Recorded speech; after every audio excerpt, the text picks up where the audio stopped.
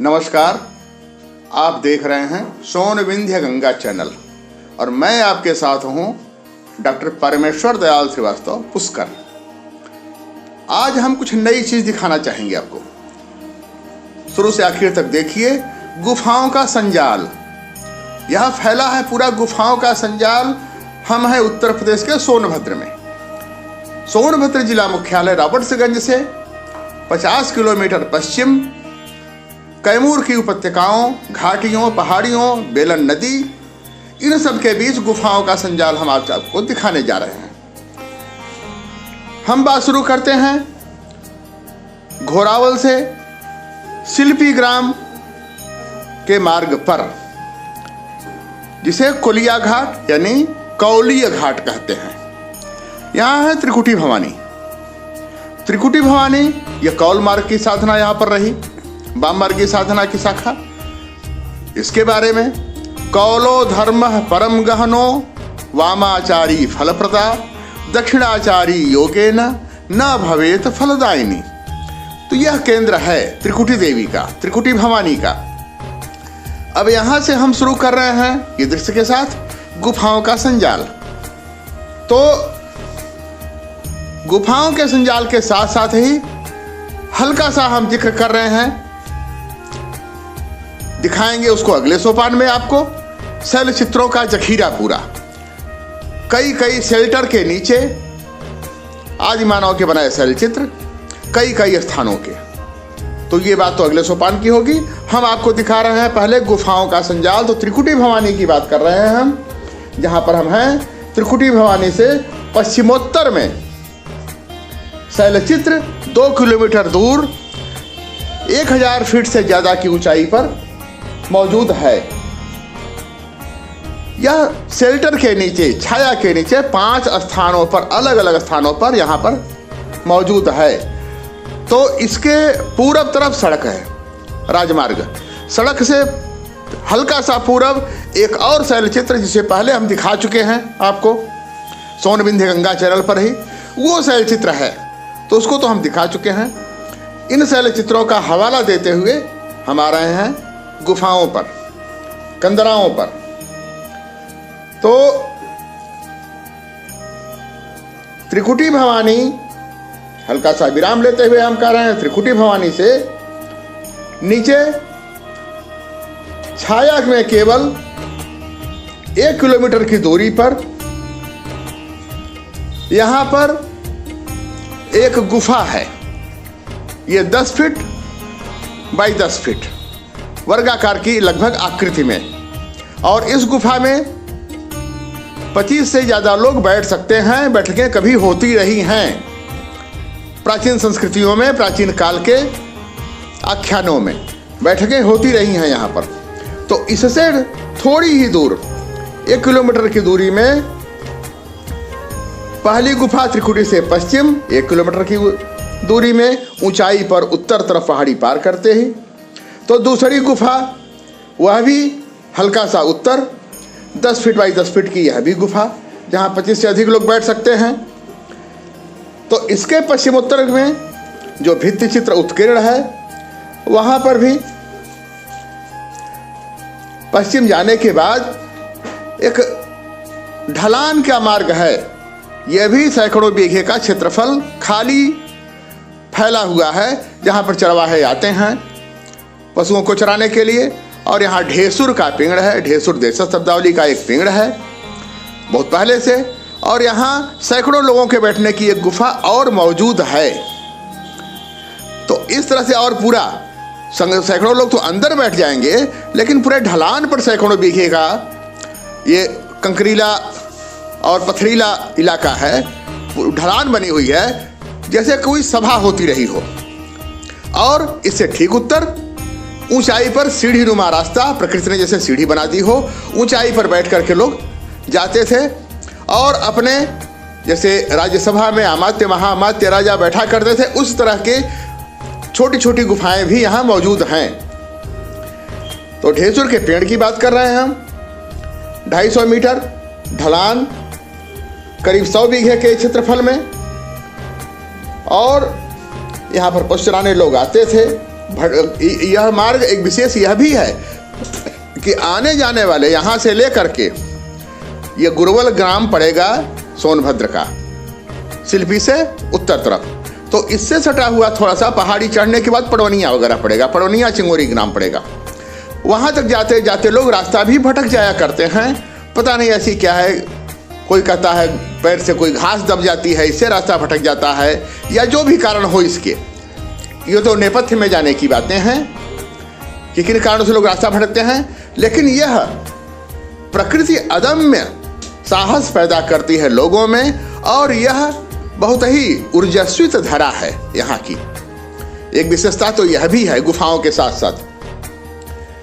तो यहाँ पर की बात कर रहे हैं हम गुफाओं की। यहाँ पर हमने आपको बताया 3 गुफाएं, और 3 गुफाओं के अलग अलग क्षेत्र में। तो इससे हम बढ़ते हैं रावटसगंज जिला मुख्यालय की तरफ सीधे पूरब। पूरब में हम आगे बढ़ने पे लगभग 10 किलोमीटर की दूरी पर फार्चुआ एक फाल है, फार्चुआ फाल। उसके और पूरब सटा हुआ वहाँ भी एक गुफा है। तो और आगे बढ़ने पर 15 किलोमीटर दूर इसी कैबूर श्रेणी में झंडी बाबा का मंदिर है। वहाँ पे सुरंगनुमा गुफा है, जो वहाँ से लेकर के त्रिकुटी भवानी तक, त्रिकुटी मंदिर तक अंदर अंदर वो गुफा आती है। और वहाँ के संत कभी जो पूजा करते थे झंडी बाबा मंदिर केवटा ग्राम के, यहाँ से 15 किलोमीटर पूरब के, तो वो आया जाया भी करते थे। ऐसी लोकोक्तियों में, किंवदंतियों में बातें मिलती हैं सुनने को, जिसके तथ्य सीधे सीधे साबित भी होते हैं। और यही यह कौलिया घाट का, गुरवल का कौलिया घाट का स्थान है त्रिकुटी देवी का, जहाँ कई बार लोगों ने भोर में एक लंबी कायाधारी गौरांग बदन के स्वस्थ शरीर के एक महोदय धोती आधा पहने हुए और आधा धोती पीठ से ओढ़े हुए कभी कभी दिखाई दे जाते हैं, जो यहाँ स्नान करने आते हैं एक झरने में। अब यहाँ से हम बात कर रहे हैं थोड़ा सा पश्चिम बढ़ने की, त्रिकुटी देवी की 3 गुफाओं के बाद। तो पश्चिम बढ़ने पर पड़ेगा आपका, यहाँ से गुप्त मार्ग जाता है मुगलमारा गुफा को। मुगलमारा गुफा का इतिहास बहुत ही प्राचीन है, और इसके आद्योपांत विवरण बड़े लंबे पड़ जाएंगे कहने में। अभी हम केवल गुफाओं की बात कर रहे हैं। तो मुगलमारा गुफा, उसके अंदर बहुत सारी दौलत है, बहुत सारी चीज़ें हैं, बहुत सारे मार्ग हैं। मुगलमारा गुफा से मध्य प्रदेश के अधेसर किले तक का जाने का मार्ग रहा है, वहाँ से तो सोढ़रीगढ़ दुर्ग तक आने का मार्ग रहा है, तो मुख्खा फाल तक आने का मार्ग रहा है वहाँ से, तो मुगलमारा गुफा से। और मुगलमारा गुफा के ठीक 5 किलोमीटर पहले ही एक ग्राम पड़ता है बर्दिया। बर्दिया में जिन्हें कोहबरवा घाट बोलते हैं, कोहबर यहाँ के रॉक पेंटिंग यानी शैलचित्रों को कोहबर स्थानीय शब्दावली में प्रयोग करते हैं लोग, इस शब्दों से अभिभूत करते हैं। तो यहाँ से कोहबरवा घाट से सीधे नीचे उतरने पर झरकटा नौडीहा, और झरकटा जाने पर वहाँ पर भी एक बहुत ही विहंगम जलप्रपात है, वह तो है ही, लेकिन उसके पास थोड़ी दूर पर एक शिवालय है बताते हैं लोग। अभी शिव का दर्शन तो हमने किया नहीं, लेकिन गुफा जरूर देखी है हमने। ये काफ़ी ऊंची है, प्रवेश द्वार काफ़ी ऊंचा है इसका आने जाने का, शेल्टर में नहीं बल्कि काफ़ी ऊंचाई तक इसका द्वार बना हुआ है। और अंदर बड़ी ही लंबी और चौड़ी गुफा है ये, सैकड़ों लोग बड़े आराम से इसमें बैठ सकते हैं। तो यहाँ की बात हम कर रहे हैं। झरकटा पड़ जाता है मध्य प्रदेश में, बर्दिया से सीधे नीचे उतरते ही मध्य प्रदेश की सीमा शुरू हो जाती है, तो झरकटा में ये पड़ जाएगा, ये मध्य प्रदेश में। यहाँ से हम बात करें आगे और पश्चिम बढ़ने की, मुख्खा जलप्रपात। तो मुख्खा जलप्रपात पर भी शैलचित्र तो हैं ही मौजूद, और बेलन नदी घाटी है, यह विहंगम जलप्रपात है जहाँ आदिमानव का प्रथम बसाव हुआ था। तो ये बेलन घाटी में यहाँ पर भी 3 गुफाएं दुर्ग के नीचे और दुर्ग की तलहटी में 3 अलग अलग गुफाएं यहाँ पर हैं। इससे हम और थोड़ा पश्चिम बढ़ें, लगभग 15-20 किलोमीटर की दूरी के आसपास, तो एक पड़ जाता है मजुरही दरी। इसकी खासियत हम बताएं आपको, तो इस मजुरही दरी में एलियंस के चित्र भी गई बीती हालत में देखे गए हैं। वह दृश्य भी आपको हम दिखाएंगे। चित्र तो नहीं कह सकते उसको, टंकित की हुई आकृति उत्कीर्ण है इसमें। छेनी और हथौड़े से जैसे उसको आकृति बना दी गई हो, मिस्र के मेसोपोटामिया, बेबीलोनिया में, माया सभ्यता के दौर में, इजिप्ट में, तो इस तरह के चित्र टंकित यहाँ पर भी है, मौजूद हैं। यह एक हैरत अंगेज बात है। और यहाँ 3 जलप्रपात है। इस एलियंस के चित्रों के पास एक जलप्रपात हल्का, उससे थोड़ा पश्चिम बढ़े तो और गहरा, और उससे आगे बढ़े तो और भी गहरा जो प्रपात तो विहंगम है ही, लेकिन खतरनाक भी है। पशु वगैरह आते जाते रहते हैं, लेकिन एक भालू चढ़ने के प्रयास में, पूंछ के बल चढ़ता है भालू, तो चढ़ने के प्रयास में इतनी ऊंचाई पर था वो प्रपात से ऊपर पेड़ कि वो गिर गया और वहीं पर उसका प्राणांत हो गया। तो ये 3 फाल यहाँ पर हैं, और यह फाल तेंदुहार ग्राम से सटता है। यह भी सोनभद्र का अंतिम ग्राम है, तेंदुहार। तेंदुहार से पश्चिम देखें तो पश्चिम और उत्तर का भाग देखें तो ढढौरा दरी है। ढढौरा दरी जहाँ पर 2 गुफाएं और अभी मौजूद हैं, तो ढढौरा दरी में वह पर्यटक स्थल है। दरी यानी जलप्रपात।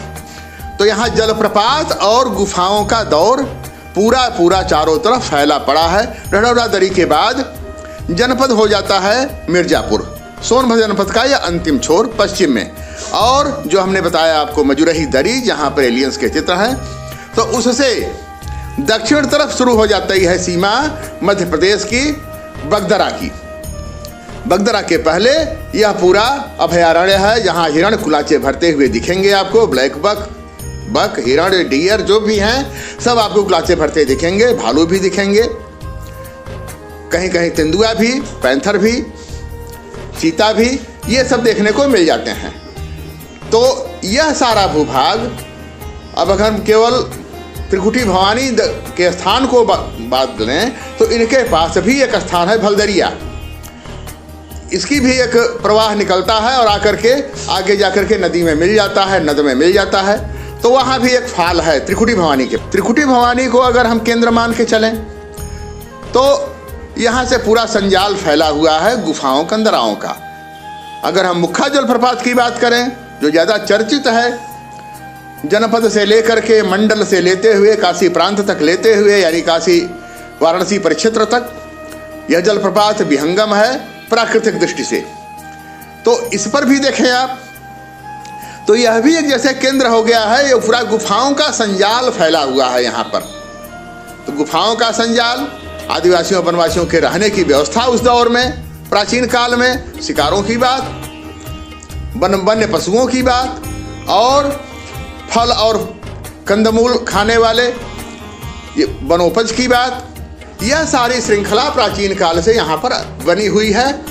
और विशेष बात हम अगले सोपान में आपको बताएंगे मुगलमारा गुफा के बारे में। वहाँ का इतिहास तो बड़ा अचंभित करने वाला है। उसका नाम मुगलमारा क्यों पड़ा और यहाँ पर क्या क्या हुआ था, कैसे कैसे क्या हुआ इस परिवेश में, तो ये सारी बातें आप देखें, ध्यान दें। आपको प्रणाम।